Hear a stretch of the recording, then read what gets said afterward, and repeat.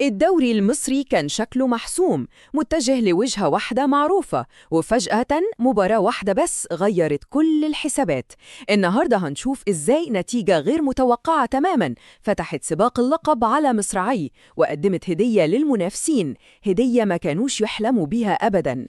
شوفوا الرصف ده، مباراة تساوي 70 إلى 80% من الدوري. يعني الموضوع ما كانش مجرد كلام وخلاص، لا، الضغط كان رهيب، رهيب بجد. بالنسبة للزمالك الموضوع ما كانش فوز و3 نقط خالص، كان معناه إنهم خلاص حطوا إيد على درع الدوري. الرهان كان عالي جدا. طيب خلينا نبدأ بالقسم الأول، لقب على المحك. القصة كانت إيه قبل الماتش ده؟ ببساطة كل حاجة كانت شبه محسومة، والكل كان مستني إعلان تتويج الزمالك. وهنا بقى يجي السؤال المهم، إزاي فريق اللقب خلاص بين إيديه يقع في أهم لحظة؟ تعالوا نشوف إيه اللي حصل بالظبط. الفرصة كانت حرفياً فرصة من ذهب، فوز واحد بس كان هيخلي الفرق 5 نقط كاملة، يعني فارق شبه مستحيل حد يعوضه في التوقيت ده من الموسم. كل حاجة كانت متجهزة ومتظبطة لاحتفال باللقب بدري بدري. نوصل بقى للقسم الثاني، الدرس القاسي من MB.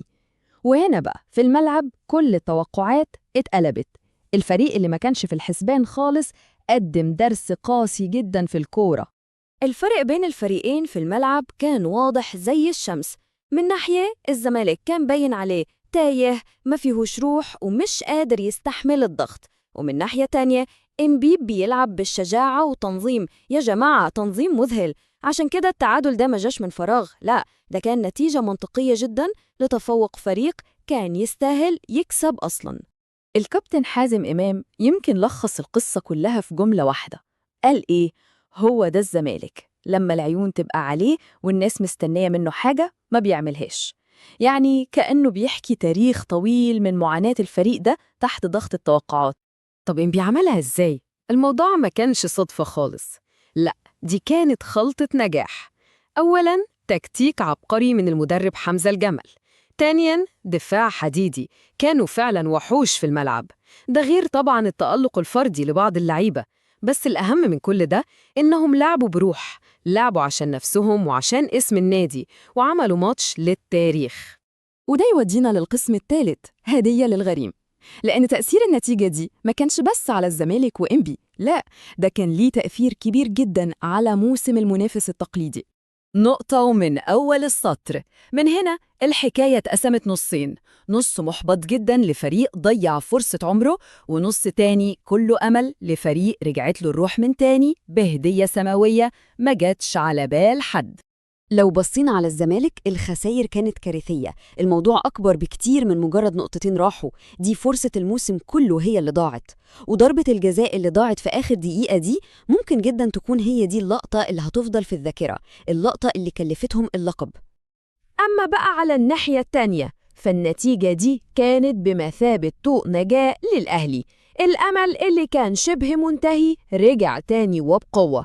الهدية دي مش بس رجعتهم لسباق الدوري، دي كمان ادتهم دفعة معنوية جبارة قبل ماتشاتهم المهمة في أفريقيا.